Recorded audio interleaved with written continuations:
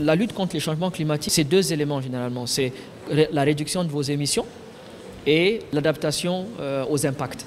Donc en termes d'adaptation aux impacts, ce que vous avez aujourd'hui, enfin, ce que vous avez comme opportunité, prenons une pyramide, c'est ce que je disais. Vous avez une pyramide à plusieurs étages. Le premier étage de votre pyramide, ce sont les fonds, les fameux fonds climat, les fameux fonds verts pour le climat, 10 milliards de dollars tous les 4 ans. Fonds pour l'adaptation, à peu près quelques centaines de millions de dollars par an. Et puis le FEM, le Fonds pour l'environnement mondial, qui fait généralement 10-15 millions de dollars tous les 3-4 ans. Ça, c'est la première opportunité, la base de votre pyramide. Deuxième opportunité en termes de sources de financement, c'est les banques multilatérales de développement. La banque régionale ici, nous sommes à Lomé, la BOAD, a aujourd'hui des lignes de financement spécifiquement vers ou pour le climat. La Banque africaine pour le développement a un programme de 12 milliards 5 rien que pour l'adaptation au changement climatique. Elle vient d'ouvrir une fenêtre dans la nouvelle reconstitution du Fonds africain pour le développement pour le climat. La Banque mondiale a une fenêtre dédiée climat. La Banque européenne d'investissement a une fenêtre dédiée climat. On est au deuxième étage. Troisième étage, le marché des capitaux.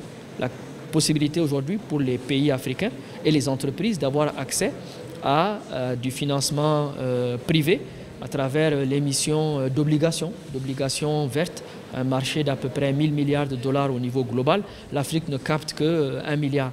Mais c'est vrai, il faut tout un écosystème. C'est-à-dire vous montez votre opération, il vous faut trouver des banques d'investissement, il faut faire du rating de ces éléments-là. Voilà, mais troisième opportunité. Quatrième opportunité, les sources innovantes. Les grandes organisations philanthropiques aujourd'hui financent le climat, c'est nouveau. La fondation Bill Gates, la fondation OSF, Bezos, crowdfunding.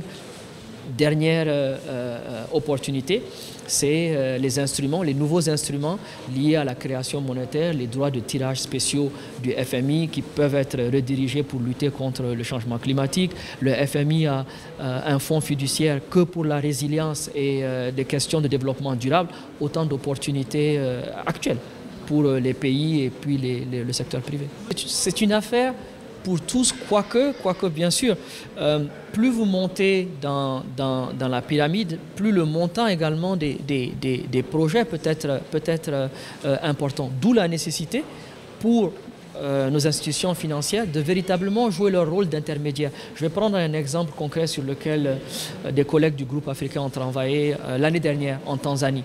Ils ont travaillé avec la première banque commerciale tanzanienne qui a le plus gros portefeuille dans l'agriculture. Mobiliser une ligne de financement concessionnel de 100 millions de dollars.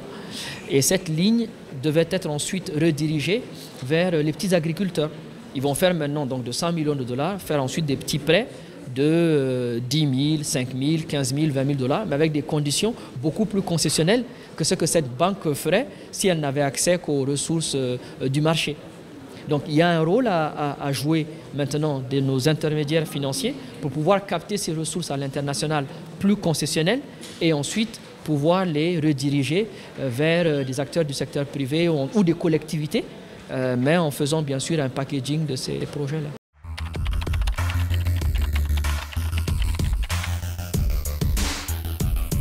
Quelle stratégie? Quelques points. Le premier point, c'est qu'il faut se concentrer, il faut se focaliser. Je disais, et je n'avais pas fini, que la lutte contre le changement climatique, vous avez la réduction des émissions et vous avez l'adaptation aux impacts. Vous avez maintenant la question de la prise en charge de ce qu'on appelle les impacts résiduels, ceux contre lesquels vous ne pouvez pas vous adapter. Ça, c'est les pertes et préjudices. Donc, il faut que vous ayez des objectifs spécifiques, que ce soit la transition énergétique ou l'accès universel à l'énergie. Ça, c'est un objectif spécifique. Donc, il faudrait que votre plan regarde celui-là et le décline. Les infrastructures, la résilience des infrastructures face aux impacts. La même chose. Votre agriculture, comment la rendre résiliente? Donc, il vous faut désagréger votre stratégie globale dans les différents secteurs. Ensuite, vous vous donnez un objectif quantitatif. Où est-ce que vous voulez être à l'horizon 5 ans, à l'horizon 10 ans? Ensuite, il faut estimer combien est-ce que ça coûte. Combien vous avez besoin pour un pays X? Je voudrais qu'à l'horizon 2030, je puisse avoir une agriculture résiliente au changement climatique et avoir réglé la question de la sécurité alimentaire. Voilà. Je sais ce que ça me coûte. Ça me coûte 10 milliards de dollars. Bien, 10 milliards de dollars. OK, je vous ai parlé de ma pyramide. OK, combien je peux aller chercher dans les fonds climatiques? Combien je peux aller chercher dans les banques de développement? Combien je peux aller chercher sur les marchés des capitaux? Combien je peux aller... Vous voyez? Ensuite, il vous faut, quand vous avez votre montant, vous le désagrégez par différentes sources. Ensuite, il faut mettre une équipe. Il faut mettre une équipe pluridisciplinaire. Il faut que vous ayez des ingénieurs du climat, des ingénieurs en finance et des ingénieurs de projet. Et que vous ayez, j'appelle ça, de l'ingénierie organisationnelle. Comment vous mettez maintenant tout ça ensemble? Les pays qui ont le plus réussi sont des pays qui ont fait ce travail-là, qui ont eu des plans spécifiques, qui ont quantifié ces plans-là, qui se sont dit voilà ce que ça nous coûte, qui ont une très bonne connaissance de l'architecture financière internationale, qui ont une équipe pluridisciplinaire, et ensuite non seulement une équipe pluridisciplinaire, mais une équipe qui est opérationnelle, avec même un niveau politique.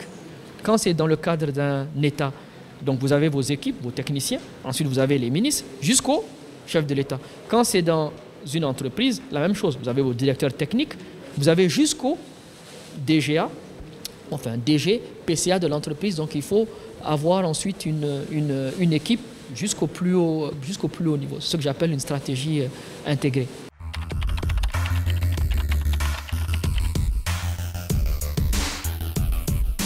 C'est une période pour moi qui est une chance extraordinaire.